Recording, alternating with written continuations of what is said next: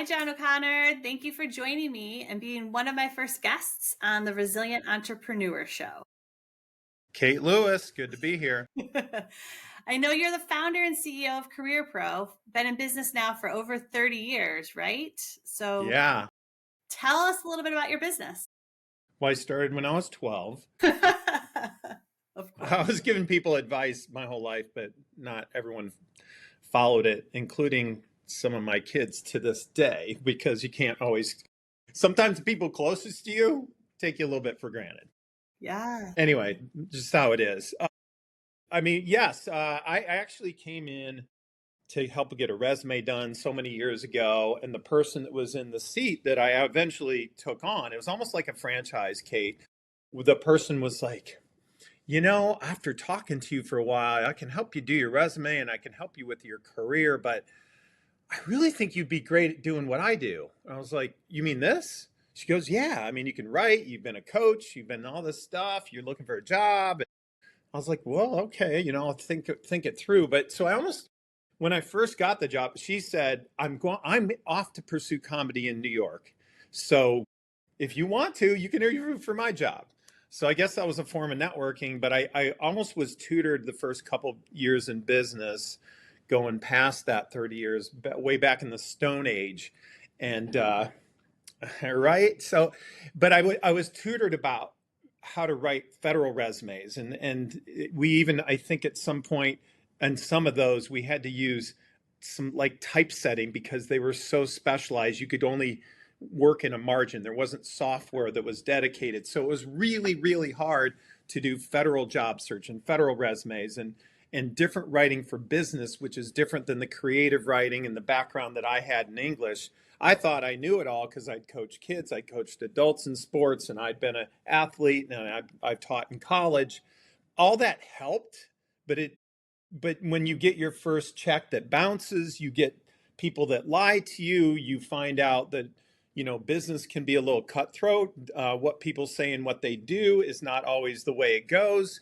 I mean, some of those are the tougher lessons you learn in business, but I was able to almost be tutored by someone who was almost like a franchise person for me. And eventually, long story short, is that business, I went to meet with this person in Charlotte, and she had multiple CareerPro around the country. And she said, I want you to help me pay off some of my back bills. And I was kind of confused.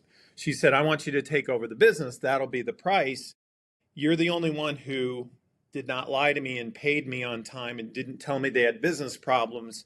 And I want you to be able to take this over. So eventually that's how I got into this. So, but it helped to have a tutor. It helped to have someone like a franchise, like someone who knew how to deal with people, and which I thought I knew it at age 20 something, but I didn't. So there it is. Absolutely. You always need to surround yourself with someone a little bit wiser who's already been, the mentorship that has been through what you're about to go through. One step ahead of you on the journey to learn from and explore. That's great. I didn't realize that it was part of a franchise. And I rounded down to 30 years to be polite and to not age us. It doesn't impress younger people when you say that. They're just like, well, that just means you're old. For people that have those kind of years, they can appreciate sometimes the battle scars. And I think you do have to keep up, and you do have to be very current about things. You can never stop learning. Continuing education, we know, is the absolute must of the day. Right. However, I do think the experience does matter a lot of times, the gravitas. I agree. And it's called the Resilient Entrepreneur. And we're going to get into why you have to be resilient. And it's not as easy as people believe it is, with everyone thinking that they can start their own business. So I have a couple more get to know you intro questions. So quick answers, 5 words or less. Yes, I'll try. Well, we'll get into I'm wordy. We'll get into the storytelling next. But all right. In this section, so who was your first hire in your business? Paul Willis. Okay. Do you want to tell me what he did? What was his role? Do I have more than 5 words? Do I have more than 5 words? Sure. I brought someone on who I felt like was high integrity. He had just gotten laid off, and he felt like he was someone I would be able to teach some of the things that I had been learning in the first several years of the business, and turned out to be a really high integrity person. That's how important that is to a business, is cannot be overstated. So yeah, he was my first hire. He was with me for way more than 10 years, and I don't know how he handled all that, but he ended up becoming a pastor and a business owner himself, in martial arts. And boy, it was just interesting. I told him, you learned everything you needed to learn as a pastor by working at CareerPro, didn't you? And he was like, I think so. Yeah. There is a lot of therapy and counseling that goes into what you do because of job seekers in their fragile state. Mm-hmm. What is your best software tool that you can't live without? Microsoft Word. True. That is your pen and paper at this point, right? It might have been different back in the day, but Microsoft Word for sure, right? I mean, it's just that I know people they probably have some more sophisticated things that I should probably talk about, like Slack or something. But no, it's still the pen to paper, and there's probably better software like I think that Apple makes, or way back when, with like WordPerfect or something, in terms of just pure writing software. But it's the business standard, and you have to know how to use it. For sure. And to be able to, be more than a user of it, almost an expert level of it with what you do. So AI is all the rage. Everyone's using it. I know that it's controversial for some, especially in the resume writing space, right? Not career coaching. I don't think AI can coach people yet, but for the resume creation, what is your favorite AI tool, or do you use AI? We do. We use it. We integrate it. It is. We are supervising it. It has not leapt up to control us yet. Yes. However, I do think there are going to be a lot more innovations. There are going to be more tools. I've said for a long time that the resume is a moving, dynamic document, and I think just like we have used Grammarly, I think we can use AI to improve pieces of the puzzle. However, I can tell people who drop it in to an AI all the time. I think you still have to. I think we write from the point of view of what is the mission and focus of this person, what about their character, and I think you can weave that into stories. I wrote an article for Forbes Coaches Council that why AI cannot tell your stories. That's just not something it can extract out of your head. It can help you improve how you tell them, but how you tell those stories in your resume, on LinkedIn, the narrative, and I think it comes down to the thing that maybe some themes here.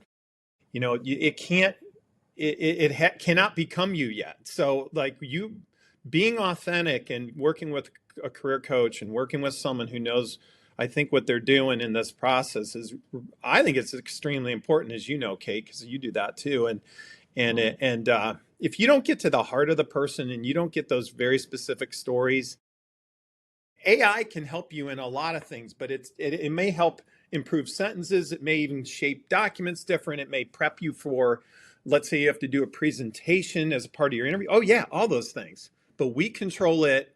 It doesn't control us. I think that's very critical. The human in the loop, and you being the author of the story and the content, but just using AI like you would Grammarly for editorial help, maybe suggestions of words, repurposing of words, right? Like sometimes you'll see the same led, or directed, and you're like, what's a synonym and how could I rephrase this so it looks a little bit different, right? But and knowing where to punch that hole, to sew that thread, I think that's why you work with a writer. That's why you work with a career coach, and quite frankly, recruiters too. I think there are ways that you can help candidates through the process in it. So we're not closing our ears. We're proponents primarily of being up on what's going on with it, because it's going to be integrated, sutured into every single job. Agreed. And it's just, it goes to show, like you said, you have to always be learning the newest, latest, and greatest and how to use the tool. to your advantage. But your company does so much more than just resume. That's one output. But the career coaching, the guidance, the networking support that you teach people, the how to interview, what to say, how to negotiate. There's so much more that is the human part of the coaching experience. The chip isn't installed in your brain and you can repeat it out. It's just like, there are brilliant people and friends of mine. Like, we're in this book, we're cited in this book as a contributor, but that's from a friend, Susan Whitcomb, who's many quite brilliant people. But even with some of the job search magic or her book on interview magic, I think that's the one we're in. But interview magic, for example, they're incredible narratives, but most people cannot memorize their entire interview. You have to think on your feet. You have to deal with different input. And I think it's getting people to be kind of battle ready has been at least our journey on the career services side, the recruitment and the outplacement. And there's a lot of blurring of lines and lessons learned for all of those. But thanks. That's a really good question. Good. So I know you've been in business a long time now. We won't quantify it with a number. What is your proudest achievement as a business owner, and how did it happen? I would just bring it up this way in a quick story. I had someone who is a pharmacist, and she was thinking about getting into clinical research with that background, kind of some transferable skills. Does that make sense?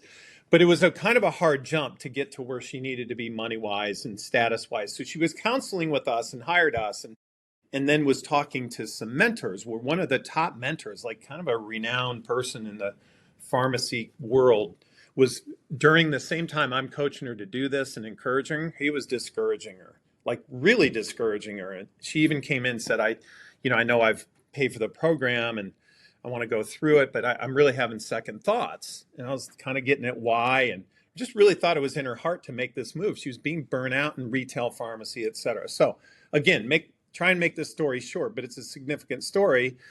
And it relates to your question very clearly to me, is that I had to tell her, I said, look, I agree, this person, their credibility, their pedigree, it's an impressive background, but I feel like I'm standing up for your dream, and I'm standing up for what you told me you really wanted in your heart, and you've delayed for years because you didn't feel like you could do it. And I feel like you can do it. It's going to take networking. It's going to take some different kind of ways in the way you want to go in to get at your level. But long story short, she made the journey. She kind of turned down this mentor of hers who was not happy about it, stuck, I think, with her dream. She ends up getting that job. Months and months and months into the job, she is diagnosed with a metastatic breast cancer, rare form, gets into a clinical trial through this company, not their stuff, but they allowed her to do this, which she told me, she said, in retail pharmacy, that would have never happened. I wouldn't have access to the knowledge, and they wouldn't have encouraged me to do it. She went into remission a year later, and she became partly a job as a clinical administrator, but part of her job was being a spokesperson for the company and about some of these novel treatments and so on. She said, it saved my life. She credited some to us, but I deflected it. I said, you stuck with your dream. So it's just, it's not always that dramatic, Kate, when you influence someone or mentor or coach or whatever. There's a lot of people in this process, but I'm really protected. I've seen people give in to the defeat, not stick to their dreams, not do things I think they were called to do, quite frankly, not get into their mission, which we emphasize. Quite frankly, I think that's can be dangerous to your health. I mean, there's a dramatic story. It's not always that clear, but I was like, wow, if we can have one little piece of that and influence people to the better, I think maybe this is what I'm supposed to be doing. That is incredible. I didn't see that coming. And we would always joke that, like, it's not rocket science or it's not life or death or whatever, but it's helping people follow their dreams and believing in them and supporting and encouraging them during some of their most vulnerable moments. If they've experienced a layoff and a job loss and a scary transition.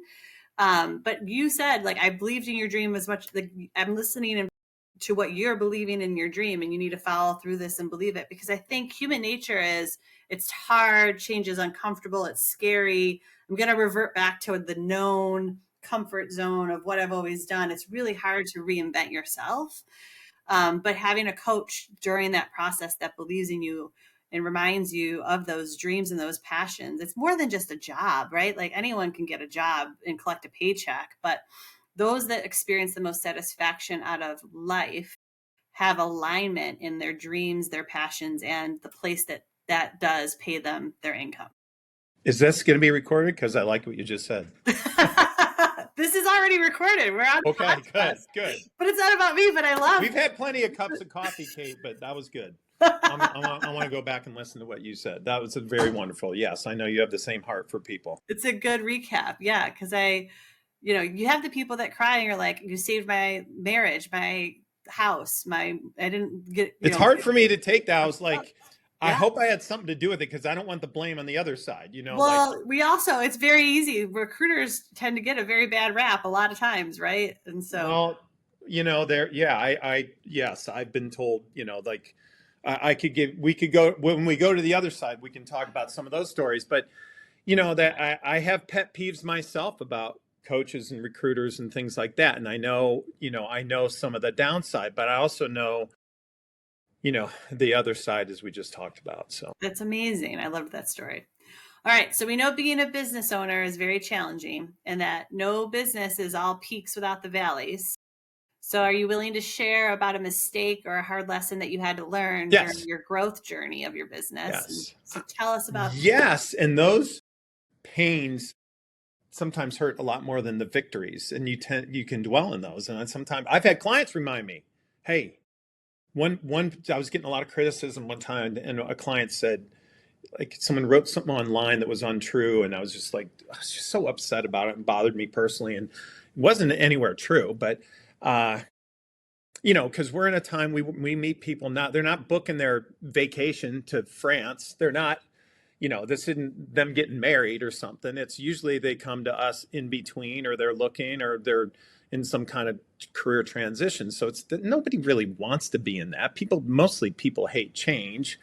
But I think the downside is it's almost like a common theme. I could use one example. Well, let me use a business example. We were assigned and brought on to be an outplacement provider for a company that was laying off. It was going to be a significant event, and I really wanted to get ahead of things, and I was eager to serve. And that's when people are laid off and the company pays you to help them. But we were being integrated into that. And so in my normal activity, I connected with some people who I thought would be helpful to help that company, recruiters that I kind of missed, and some others. While I was doing that, I added a few people I thought were in a safe position at the company.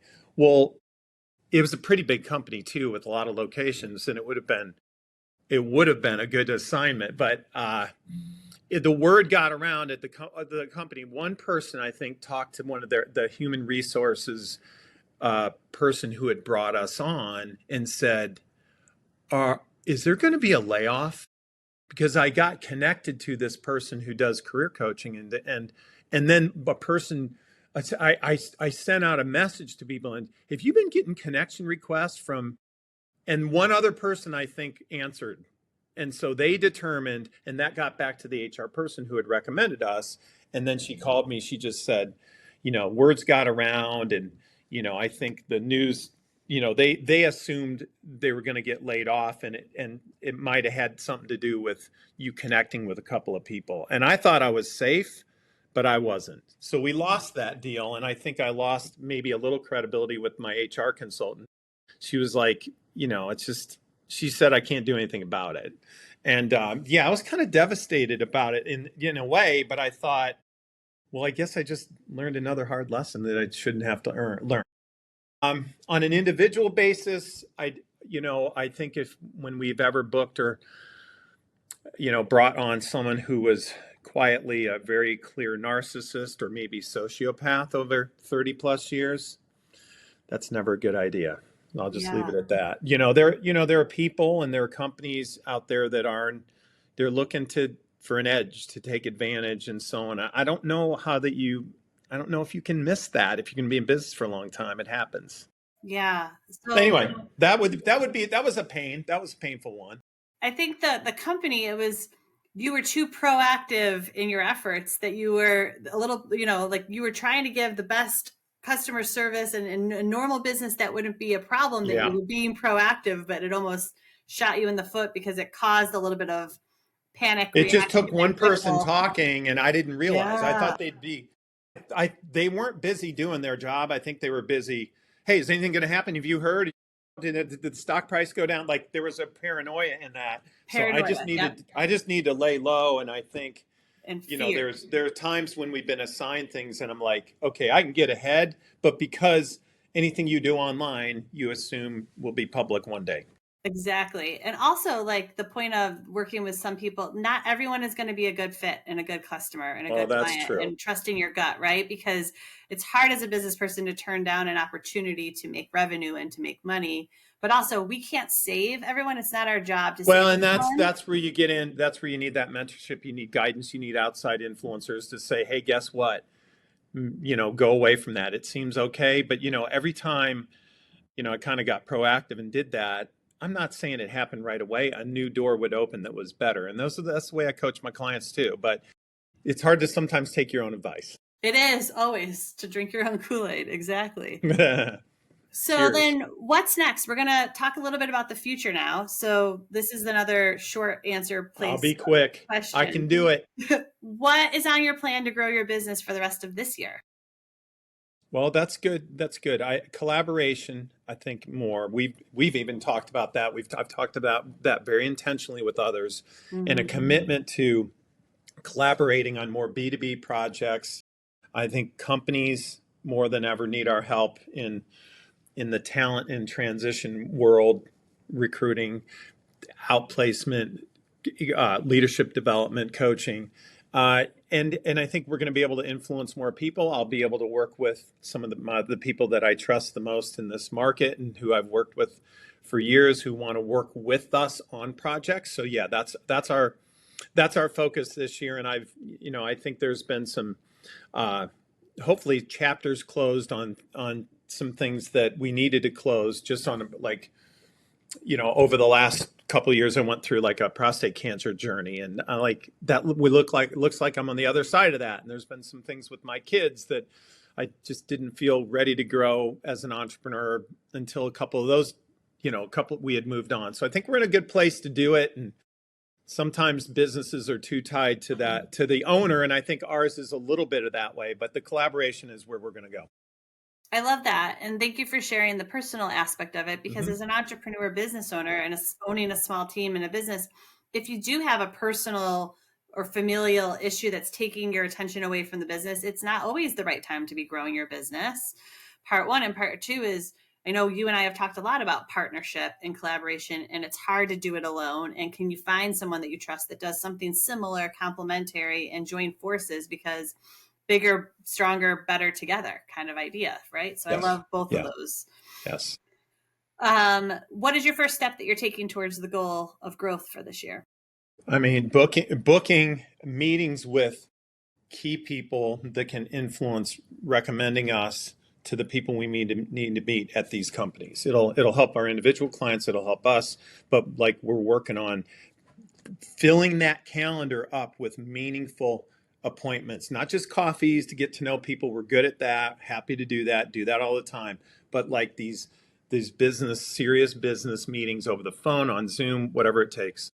I like that. Yes, I have refocused my effort as well. I do a lot of networking and a lot of helping with candidates, but I'm more focused on intentionally meeting with businesses that I have a problem, that I have a solution to sell, right? We need to make sure you're focusing your time with your target buying audience, because the business doesn't grow without us doing that. Amen. Pastor Kate Lewis. What's your first step towards taking towards that goal? What's your first step? I think it's the filling of the calendar of the calendar, like they say in healthcare. I learned this during the journey of the last couple of years, and maybe just reiterated. A nurse or whatever, when I was getting blood taken the many times, I said, well, da, da, da, da. She goes, well, the one thing I know is blood don't lie. And so I think your calendar doesn't lie either. And I think a lot of people aren't willing to share that with others. But I think I'm going to be able to look at that on a weekly basis and go like, are you making progress? So I think Yeah. it's back to that calendar theme. Calendar, visibility, accountability. Yeah. Uh-huh. And do you see any obstacles in your way, John? I think between the years is just, can we do this? Are we, being very sharing the not just the revenue goal, the growth goal, the smart growth goal with key people, and then asking them to hold us accountable to the steps they think and we think that will take them there, and having that periodic, at least quarterly checkup. I've never quite done that. Yeah. And we're doing it now. I love that. And I think we're all our own biggest obstacles, and the self-doubt and the fear. And even though we're great motivators and coaches of others, we need that for ourselves as well. So making sure that you've got that person, right, to motivate and encourage and hold you accountable, that you have your own coach, personal advisor, mentor. And how can I help? Well, we talked offline a little bit about this. I think one of the things that I really like about how you work with people, and just like the organization AITP, which you just came off as being the president, I think you know how to say no, but you are looking for ways to say yes to things that make sense. And then working with that makes sense. Yeah, like, yes, how do we work together, and making that very specific, and working with people who have that can-do spirit, I think is key. You're one of them. There are others, but I think that's really important, especially because, if you want to change, you've got to stretch yourself, and I want to get around people that will stretch me. I love that. Yeah. Surrounding ourselves with other positive people that are not going to look at the market and make excuses, but are rather looking at how do we take control of what we can control and push for challenge and growth in this market, right? Agreed. Love surrounding myself with like-minded people like you, and positive people that also are looking to make a difference and add value to others and build a community, and are not always just in it for the profit and the revenue. Like, that will come when you take care of people. Hopefully they remember you when they're back in a position where they can extend, the opportunity back.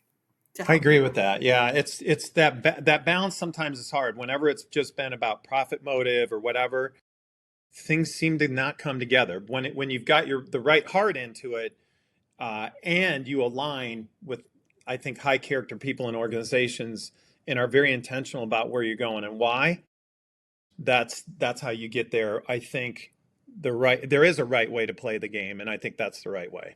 Yeah. And that's how you stand out, right? Is that, like you said, integrity and heart and compassion, and that you do so well. So yeah, not everyone's going to see it. Not everyone agrees. Not everyone even likes it. Like, some will criticize you for it. And I had someone who I think was doing that over like a couple of years, just little negative stuff. And, I just went to an anniversary of another 30-year entrepreneur here locally. And this person came up and said, "Hey, I just wanted to say thank you for all the and it sounded like, I don't know, I think someone got to her and said, we're good people. You need to be closer to this." And I was like, okay, well, people come around too, whatever phase they're going through or whatever misconception they might have. Again, you can't please everyone, but I think if you stay the course and do the right thing when people aren't looking, as much as you can. Right. None of us we're all human. We're not perfect, but I think that's one of the big keys. You're right. Yeah. Yeah. You have to quiet the haters. I think just by being successful and kind of not, it's easy to go, I'm going to relax this standard, or I'm going to lower this bar because I see people doing it and they're profiting and they seem to be doing well. And it's just, the good thing is anytime I was tempted to do that, something smacked me in the head. Like I was like, I have, people that are looking out for me, and God's looking out for me. It's that kind of thing. It's like, good. I think I'm in a contained thing. I can screw up, but the standard cannot be broken, or then you break something in the spirit of your business. And I don't want to do that. Love that. I love that. Wise words. And thank you for being so open and honest and vulnerable, and sharing the personal side as well as the professional side of your journey of how to be a resilient entrepreneur. I mean, very few people have what it takes to make it as a business owner for 3 years, let alone 30 years, and keeping it up, right? So yeah, thank you for coming on my show as my sure. guest finally, and being flexible with me with the scheduling. Of course. Now that you've been on my show, who do you recommend that I speak with or interview next? Well, did you talk to Steve? No, who's Steve? Steve who? Steve from Charlotte with that new book. I introduced you. Oh, then I will follow up with Steve from Charlotte with the new book. Yes. All right. Yes, For the he'd email. be phenomenal. If you can ever get John Rennie on the show, Steve Halloran, John Rennie, John S. Rennie, one of my clients. I'm so proud of. Okay. He's got top 2% leadership podcasts in the English speaking world, and Wow. yeah, he came in with kind of bummed out about his job, and I got him. He gives me credit for getting him writing a little bit outside of his company and outside of this, and he got a lot of good response to it. He's got 3 Amazon bestsellers, top 2 leadership podcasts. He's booked till the end of the year in the English speaking world. He's an amazing, good, generous guy, and Wow. he'd be an amazing one. But Steve Halloran and John Rennie right now, and maybe and probably Wendy Coulter. I know Wendy. She has a book about belonging. She's No. That's Wendy Gates Corbett. Oh, Wendy Coulter. okay. I think I know her too. She's does marketing and advertising. You would be fast friends, so you should get to know her. She's a part of NABO, and I think you would it'll be a blessing for you to talk to her. I admire her and a number of other people in this world. I love that. Those are great recommendations. And they will not let you down. They will make me look good. It's all about how it makes me look. I'm just learning about this whole podcast thing. I have always enjoyed being a guest on people's podcasts, but I decided to finally bite the bullet. But get it out. I mean, I think you got enough, and you're disciplined enough that if you get a little bit behind, you all good. Thank you so much, John. You got it. I'll be